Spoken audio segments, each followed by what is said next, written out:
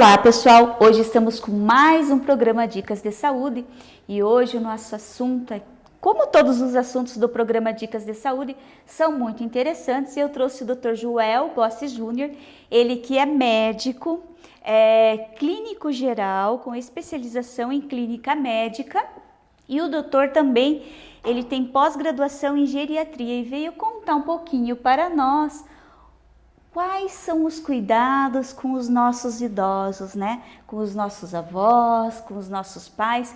Tem umas dicas aí maravilhosas para vocês. Doutor, eu queria que você contasse para as pessoas o que vem a ser velhice. Tá, então assim, Lucimara, velhice. Primeiro, é aquele velho ditado, né, que a gente fala. A velhice está na cabeça das pessoas, né? Então, o que a gente considera paciente idoso, segundo a OMS, Organização Mundial de Saúde, é pessoas acima de 60 anos, tá? Porém, idoso é diferente de velho, tá? O velho é, que nem eu falei, o paciente que está na cabeça dele, que ele é velho, que ele tem vários problemas e coisas. A gente vê vários jovens aí de 80 anos aí que estão super de bem com a vida, tudo certinho. E claro, também tem as doenças que vêm com a idade e coisa, isso acaba deixando a pessoa um pouco mais velha, digamos assim. Porém, pela Organização Mundial, idoso é acima de 60 anos. Doutor, tem algumas doenças que acometem um pouquinho mais os idosos. Quais seriam essas doenças? Então, as doenças mais comuns nos idosos, nos tempos de hoje, são as doenças relacionadas ao aparelho cardiovascular, né? Então, hipertensão, colesterol alto e todas as consequências que essas doenças levam. Então, problemas cardíacos, problemas renais e problemas cerebrais também. Então, essas são as doenças mais comuns que a gente vê hoje em dia. Porém, tem uma série enorme de doenças aí que são mais comuns nos idosos. Por exemplo, a dificuldade de se alimentar, dificuldade de ganhar massa muscular ou até perca dessa massa muscular, onde vai trazer fraqueza, síndromes demenciais, aí, como a doença de Alzheimer, entre outras. Então, essas doenças são mais comuns na terceira idade. Porém, as mais comuns são as doenças cardiovasculares. Doutor, assim, alguns idosos hoje, né, estão doentes, né, que muitas famílias estão cuidando, acamados, e eles têm dificuldade na alimentação. Alguns, né, eles podem se alimentar pela boca e outros têm sonda. Como seria isso, doutor? Então, o que a gente prefere? Sempre que a alimentação seja de forma mais natural possível. Então, até onde a gente possa oferecer esse alimento via oral, é a melhor forma para o idoso se alimentar, até porque ele vai sentir o sabor da comida, tudo mais. Então, essa alimentação sempre tem que ser da forma que o idoso gosta. Quando o idoso tem uma dificuldade para aceitar aquela alimentação, tenta fazer ela de uma forma mais palatável, com diversos temperos e tudo mais. Isso vai fazer que talvez mude um pouco, fazer uma alimentação diversificada, talvez isso o idoso tenha uma maior aceitação. Porém, vai ter alguns idosos que não vão aceitar, seja por algum problema, uma síndrome demencial, ou por qualquer outro problema para dificuldade para engolir essa comida, onde ele vai comer, vai ir para o pulmão, onde a gente chama de broncoaspiração, vai trazer pneumonias. Então, ele vai ter essa dificuldade, e aí teria talvez uma indicação de usar sonda, ou uma sonda que vai pelo nariz, né, que é a sonda nasoenteral, ou uma sonda via gastrectomia. E aí isso vai fazer com que a alimentação seja uma alimentação feita de forma diferente, porém vai nutrir o idoso de uma forma adequada, tá? Essa sonda de gastrostomia, ela vai direto então no abdômen, isso, né? E ela é feita via endoscópica, é isso, doutor? Pode ser via endoscópica ou via cirurgia comum, porém a via endoscópica é a mais segura, né? Mas os idosos, a gente prefere sempre a endoscópica. Doutor, muitos idosos têm incontinência urinária. O que seria isso?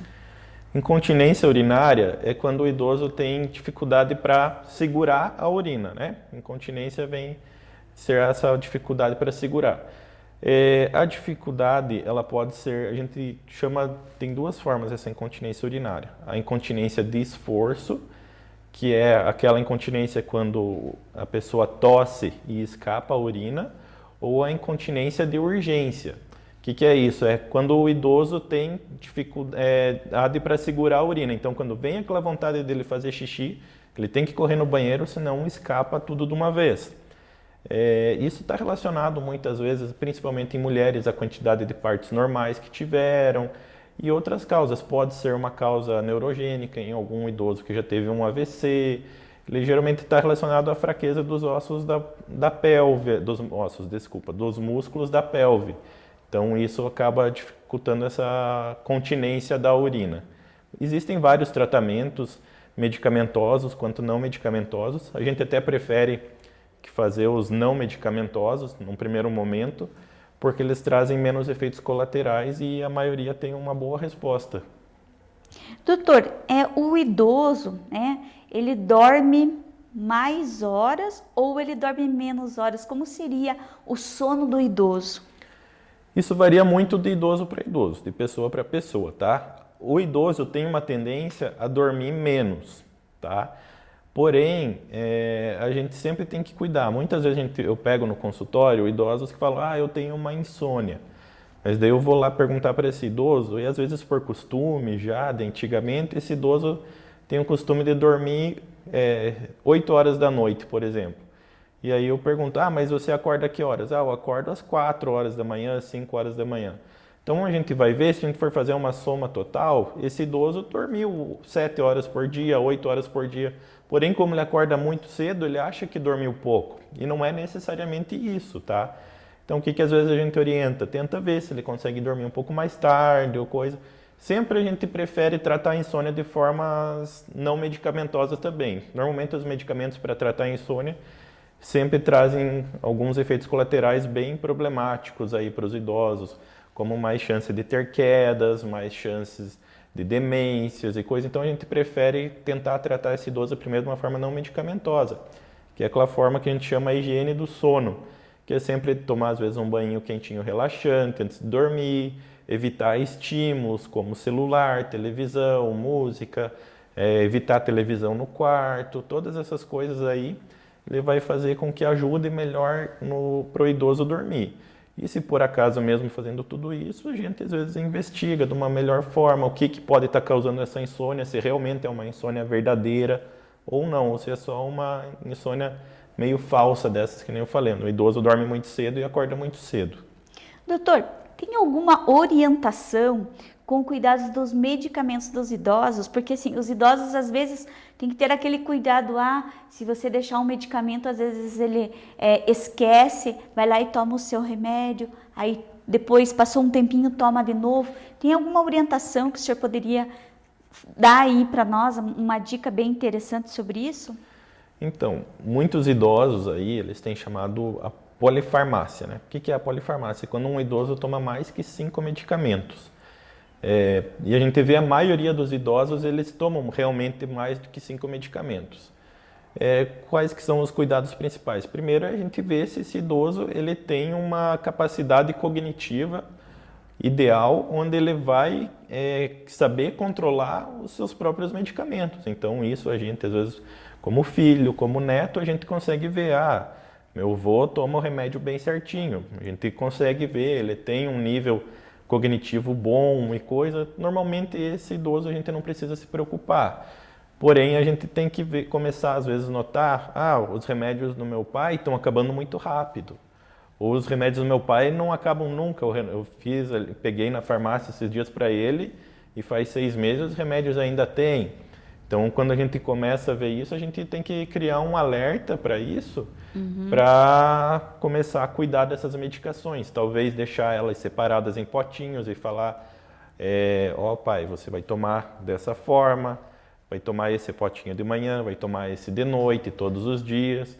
ou então talvez, se tiver muito crítica a situação, ter alguém responsável por essa medicação. Então algum cuidador, alguém da família, alguém que more com esse idoso vai ficar responsável por dar a medicação para ele. Doutor, tem uma dica bem interessante para quem cuida dos seus idosos, né? Para poder organizar os medicamentos. Existem umas caixinhas com vários quadradinhos que você pode dividir os medicamentos e colocar para durante a semana. Aí você vai controlando a medicação do idoso, né? Doutor, eu gostaria que você deixasse para final aí uma mensagem para as pessoas, para as famílias que têm um idoso em casa. Então, sempre o idoso, ele merece muito cuidado, muita atenção. Temos que estar sempre de olho, porque o idoso ele é uma pessoa que ele é muito frágil normalmente. Então, temos que cuidar muito com a questão daqueles idosos que são mais teimosos, que são aqueles idosos que insistem em fazer alguns serviços, algumas coisas assim, que eles já não estão mais aptos. Vão subir uma cadeira, por exemplo, para limpar algo no teto, uma lâmpada, um negócio assim. Tem muito histórico de quedas disso. Ter cuidado com tapetes em casa também. Isso é bem importante. Já vi diversos casos de idosos que tropeçaram nos tapetes. Sempre ter um cuidado também, ver como é que está esse nível cognitivo desses idosos. Por exemplo, ver se ele está tendo confusão mental ou não, isso aí pode ser prejudicial. Então, às vezes, a gente tem que cuidar muito com isso, onde o idoso, às vezes, está morando sozinho e tem um nível cognitivo comprometido e não tem ninguém para cuidar dele ali. Às vezes, porque, meu pai não quer morar comigo porque ele se acha que está tudo bem, mas às vezes a gente vê que não está bem. Então, ele deveria estar morando contigo ou ter um cuidador sempre com ele.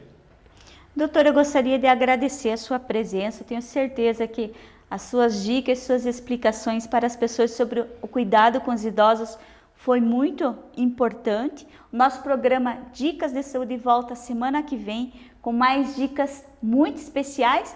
E eu ainda deixo o convite para um outro assunto servir aqui no nosso programa para dar mais dicas interessantes aí para todos nós. Um abraço, doutor. Fiquem com Deus.